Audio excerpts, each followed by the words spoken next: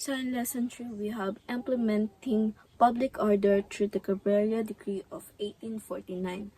So, the Cabrera Decree of 1849, November 21, 1849, wala siyang adlaw nga gideklara ni Governor General Narciso Cabrera ang decree or ang Cabrera Decree. Tapos, ang layunin ani kay maghatag og proper surname or proper apelyido sa mga Pinoy or sa mga Pilipinos nga gikan sa listahan nga gitawag na Katalogo Alfabetiko de Apelyidos, which is gihimo ni siya sa mga relihiyosong tao nga gikan sa Pilipinas.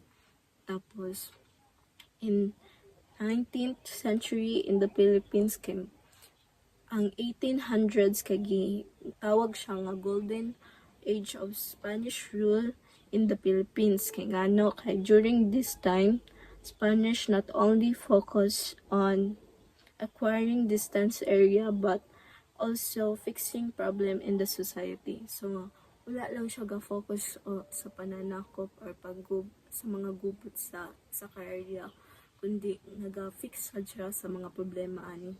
Tapos ang duha ani kay ang Spanish kay naa sila gihimo nga duha ka kan, which is naghimo sila buildings para sa mga hospital para mapa-improve ang public health sa Pilipinas. Tapos sa kuan pod sa education naghimo pod sila buildings para sa mga schools ana.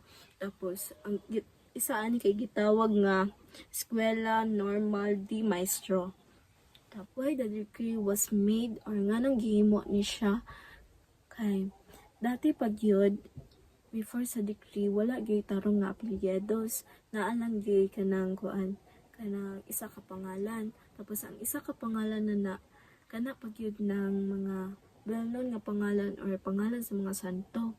So daghan gagamit nang maglibog ang mga tao or na-confuse ang mga tao kung kinsa lang ginatukoy or kinsa ginakuan nila ba ginaistoryahan. Kaya para magpangalan, maglisod og identify labaw na sa mga government good or kanang mga taxes o kaning administration. Tapos sa gihimo nila or what the decree did kay naghatag sila kautusan or order sa mga local officials na maghatag og apelyido sa mga family or Pinoy na naa sa Pilipinas. Tapos kung kinsa ang gapamuno sa kaning families or kadala sa families or kinsa ang kaning pinakatiguan sa pamilya, siya ang mamili og kaning apelyidos nga naa sa listahan. Tapos kanang kung kinsa ang pinakadugay or pinaka nagstay gid ana nga apelyido, pwede na nila i-keep. Why the decree was implemented?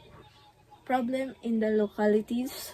So Spanish authorities ka-face sila og kaning problema nagikan sa local areas, which is upat ani kay not enough taxes being collected, difficult enforcing law and giving justice, accidental essence between relatives, issue with proving who was legitimate for births and inheritance.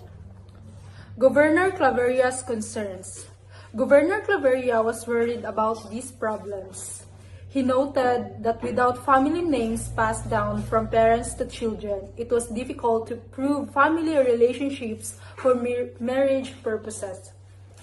This made the church records, which were used for all kinds of transactions in Catholic countries, useless. Lesson 3. Implementing public order through the Claveria Decree of 1849. Not enough taxes were collected in towns because some tax collectors were secretly corrupt. People avoided paying taxes by hiding because the taxes were too high.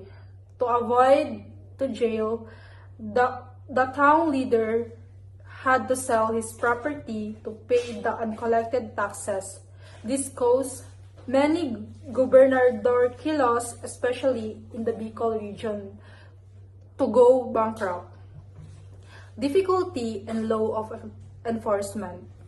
Authorities had trouble catching criminals because they did not have exact identities or surnames. Many Filipinos had the same names during the time. Surprisingly, people still knew each other well in the barangay, even if there were many with the same name like Juan or Jose. This was because people rarely left their local area to visit the town center or cabecera for checkups. Through the Claveria Decree of 1849, middle class surname changes and church concerns. So before 1849, there was not strict rule about using surnames.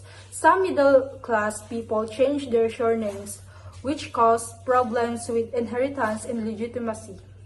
Church ministries were worried because married couples were sometimes found to be cousins without knowing it. After hearing from bishops, religious leaders, and government officials, Governor Claveria ordered strict compliance with the decree.